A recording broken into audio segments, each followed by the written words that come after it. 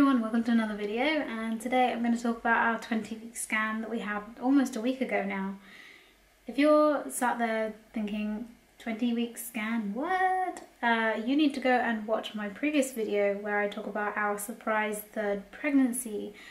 So I'm actually 21 weeks now, and I'm pleased to say that the 20-week scan went well. The baby is looking as it should. It has 10 fingers and 10 toes. We saw its adorable feet. Everything's in the right place. It has all the things that it needs.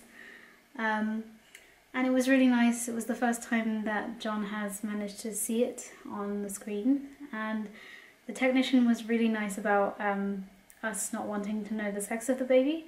She said that she doesn't often get asked not to know these days, so she thought it was really nice. And she was very sensitive about, she said that she was just about to look at sort of like the bottom end of baby, so that perhaps we wanted to look away just in case we saw something we didn't want to know. So yeah, we're still in the dark about the gender, the sex of the baby.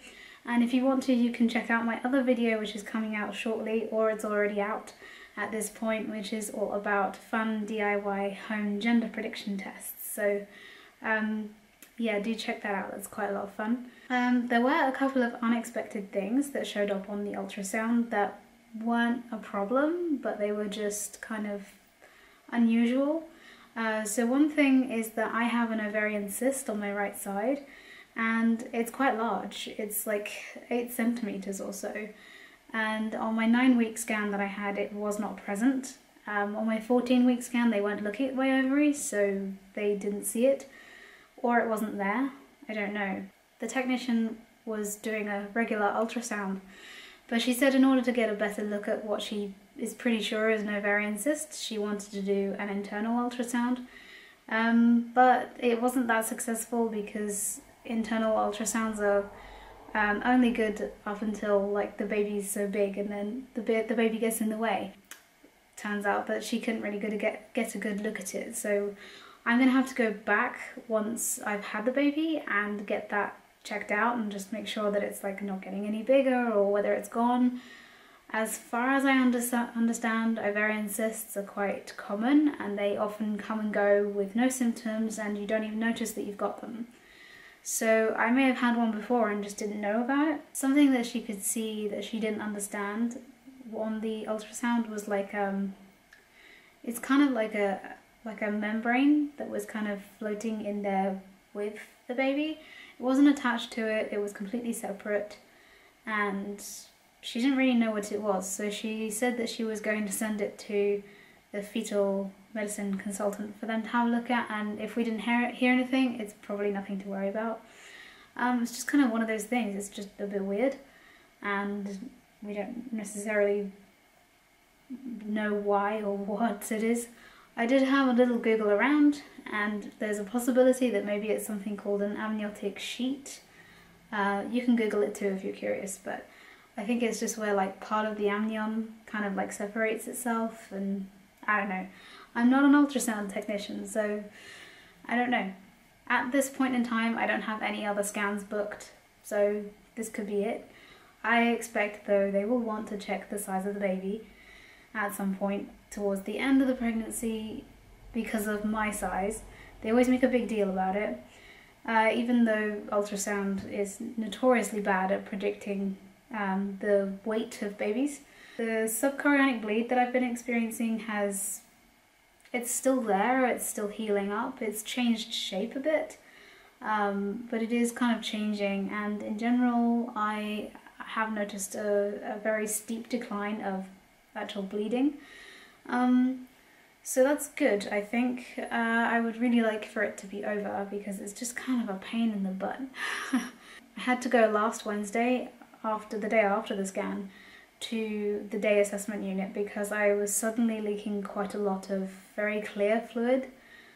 This is TMI, so if you want to skip ahead a bit, do skip ahead. But yes, the fluid was not really like it wasn't blood anymore. But it felt like it, and I fully expected to be bleeding again, and was surprised to see that actually it was very clear with kind of like dilute old blood in it. and maybe a few tiny pieces of tissue as well. So because it was so much, I decided to call the labour ward and ask them what to do, and they wanted to see me. I was in and out of there of like a few hours maybe. I had to go by myself, but that was okay. And they couldn't really find anything untoward. Both baby and me seemed fine, and I had a wonderful, not internal exam just to check that like my waters hadn't broken prematurely. It doesn't seem like they have. I've had little amounts since then, but nothing like that day last week. So I'm hoping that this doesn't happen again, because it's really inconvenient above all things. These things that they just don't tell you can happen during pregnancy. I wanted to mention a few other symptoms that I had forgotten last video. One of them being that I have been leaking milk again since really early on in this pregnancy, and it kind of took me by surprise because I haven't leaked milk in months. But yeah, suddenly I've started to do that again.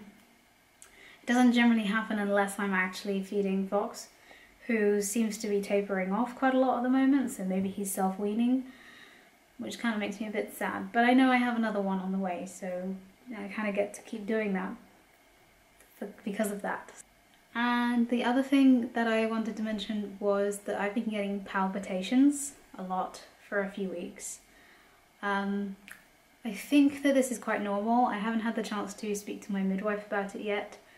It kind of just feels like my heart like thuds really hard, and then occasionally it feels like it skips a beat and then does like an extra hard thump and then carries on. Sometimes it feels a bit out of rhythm, out of sync with itself. So I need to mention it the next time I get a chance. I think it's related to hydration. Being well hydrated definitely seems to help. And occasionally it seems like caffeine also brings it on, but that hasn't been consistent, so I don't really know what or why. So yeah, I think that's all I want to mention for now. Keep an eye out for that gender prediction test, it's lots of fun. And I will be back with another video really soon. Bye guys!